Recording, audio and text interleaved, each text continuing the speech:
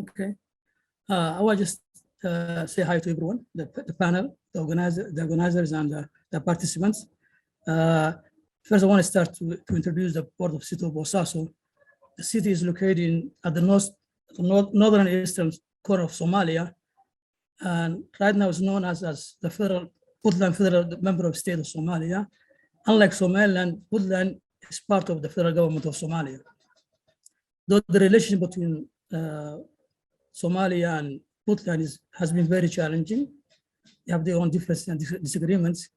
And if you look at how the port looks currently, in terms of size, the infrastructure and the facility of the port is very small when you compare to other ports in the region, including Djibouti and Berbera. The port only handles 1 or 2 small ships of 6,000 tons and several number of what you call wooden vessels called dhows. So the port has no space for container ships. The port was built in mid-80s and it was completed. I mean, the first phase of the port was completed when the central government of Somaliland has collapsed, when the central government of Somalia has collapsed in 1991. And the civil war that has ensued after the collapse of the government led to the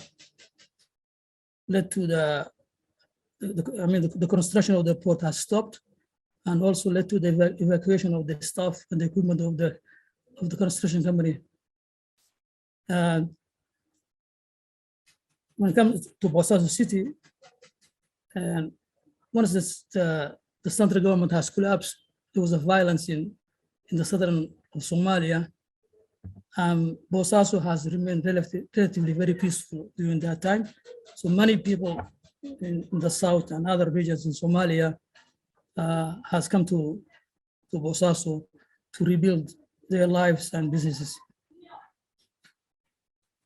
And the people who was really coming to Bosaso mainly were people from the region, as well as others from the other regions who were coming to Bosaso.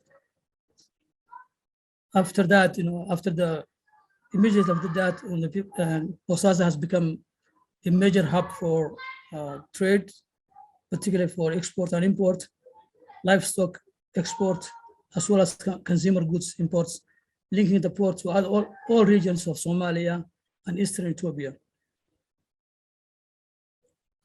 However, in 2010, the port activity in terms of trade activities has declined when you compare to other ports in the region. There are several reasons for that. The first reason was there was a security deterioration in the city due to the presence of Al-Shabaab. Shabaab is an Islamic insurgent who has an affiliation with Al-Qaeda. There has been improvement in the southern regions in terms of security and the reopening of ports of Mogadishu and Kismayo. And the third reason was the use of containerization of ships. In Mogadishu and Berbera, they have the facilities for terminals for container shipping, and Bosaso does not have those facilities. Finally, there has not been a major investment in the port since it was constructed in the 90s. There was a hope for Bosaso to get investment, and because of that, they had concession agreement with DP World. They had a concession agreement in 2017, following the one DP World had with Somaliland, Berbera.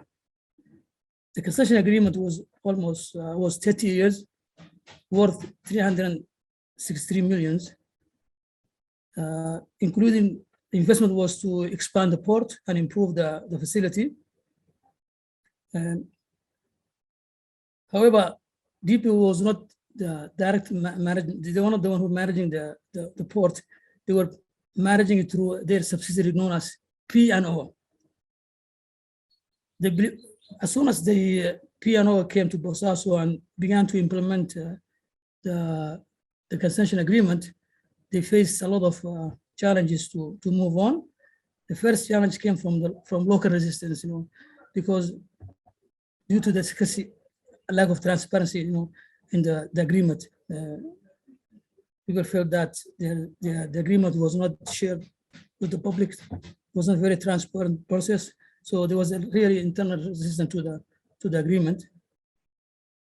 And secondly, there was a security challenge in the Syria, as I mentioned before, and that led in 2018 the killing of the P&O manager in Bosaso, and then that forced DP World staff to retreat from Bosaso. Also, there was another challenge. Major challenge was that there was unmet obligation on both sides. Because of that, the two sides were in disputes since 2018. They eventually negotiated a new agreement in 2022. As a result of that, DP World assumed directly the management of the port in July 2022. They were after being away for more than 2 years.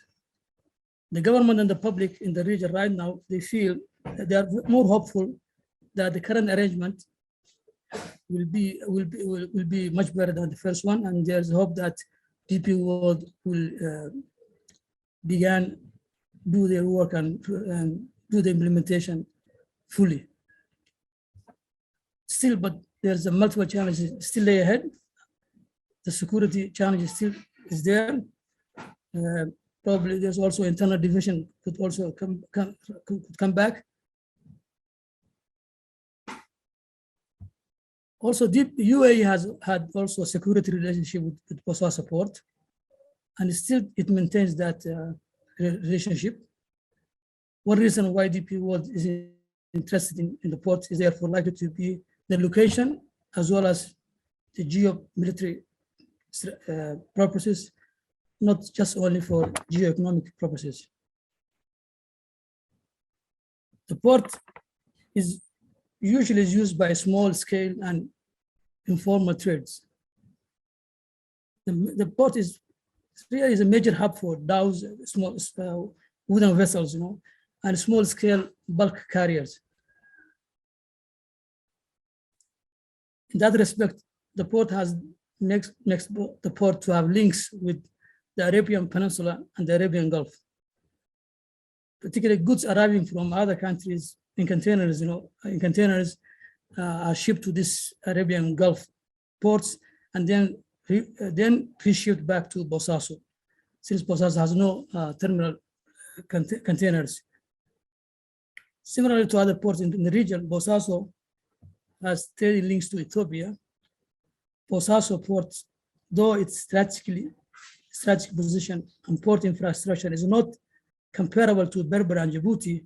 However, the people and the government in the region are trying to increase their share of trade to Ethiopia. Basically, Puntland has two coastlines. One is in the Indian Ocean, one is in the Red Sea. There's a private initiative to build a port in the ocean side to increase the share of Puntland's export to Ethiopia. To come back to the challenges, if I just mentioned the challenges, that the prospect is that this will increase Puntland's share. If they modernize the port, it will increase Puntland's share in trades in the region. But the other challenge remains that there's no proper oversight of the implementation of the concession agreement. As I mentioned, the port usually are used many people from the informal sector. If you formalize the trade and the process in the port, that could harm the informal sector, which really employs a lot of people in the city of Bosaso, and that could also create resistance from these people. Thank you.